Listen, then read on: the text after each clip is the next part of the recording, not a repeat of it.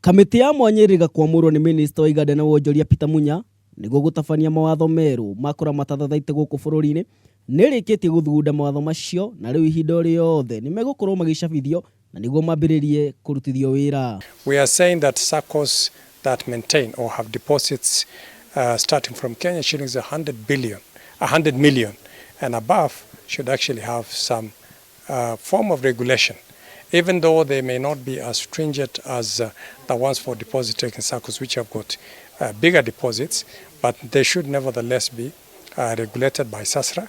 Kũringana na mwandĩki mũkaru wa thathaitĩ gũkũ bũrũri-inĩ Arinul, rĩu SACCO ciothe iria ithiaga mũgarũ na mawatho macio nĩrĩkoragwo igĩtũngio ihera iritũ. We have recently signed an MOU in the month of March with the Ethics and Anti-Corruption Commission, and that MOU has now given us a legal platform to be able to work with EACC on sensitization on preventive aspects of unethical issues or corruption issues in the cooperative sector, but more importantly, to address now, using this collaborative arrangement with EACC and other government agencies, to address the aspect of criminality. Nao atongoria othe a thathaitĩ no nginyanagia marĩkoragwo makĩgerekwo kabirũ na kinyi na nĩguo gũthimwo igĩrĩrĩki wao. You must be able to submit your returns every month to SASRA, and you must have a fairly robust IT system in place and put in place also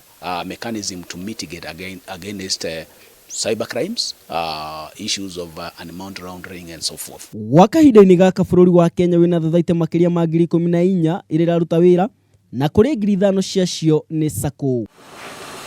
Waithaka Kenyua, Kameme TV, Wonjoria.